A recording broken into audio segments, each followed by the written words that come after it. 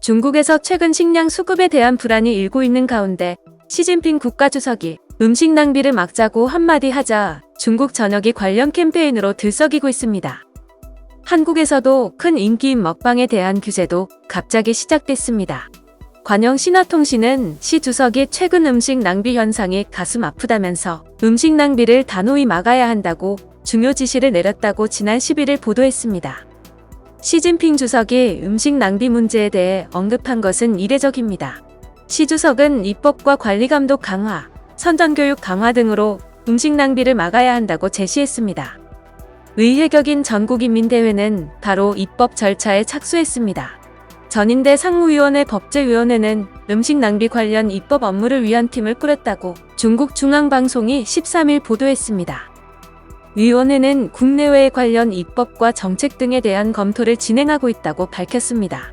시 주석의 발언으로 중국 TV에서 인기를 끌고 있는 먹방에도 불똥이 튀었습니다.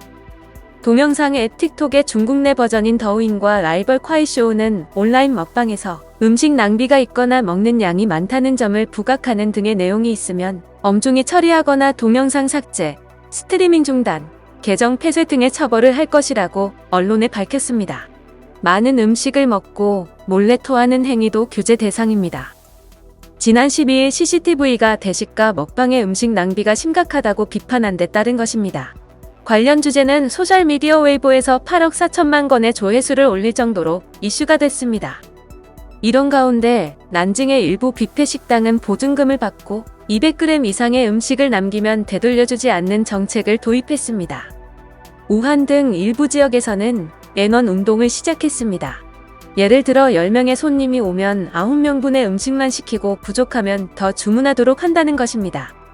시 주석의 이번 지시는 미중 갈등, 신종 코로나 바이러스 감염증 사태, 홍수 피해 등이 겹친 가운데 나온 발언이라 그 배경을 두고 관심이 커지고 있습니다.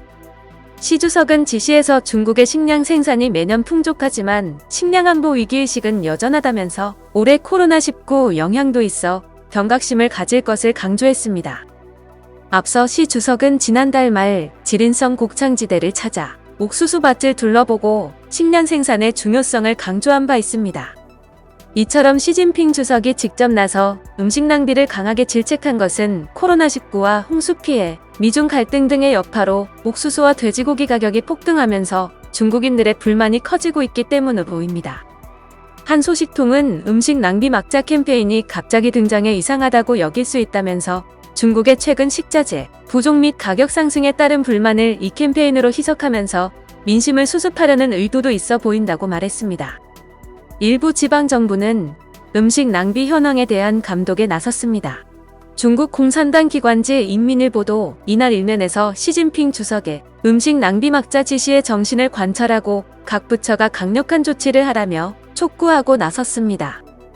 인민일보는 일부 지방에서는 음식 낭비가 여전히 심하다면서 시 주석의 지시를 확고히 이행해야 하며 외식 낭비를 막기 위해 더 강력한 조치가 사회 전반에 걸쳐 추진돼야 한다고 강조했습니다.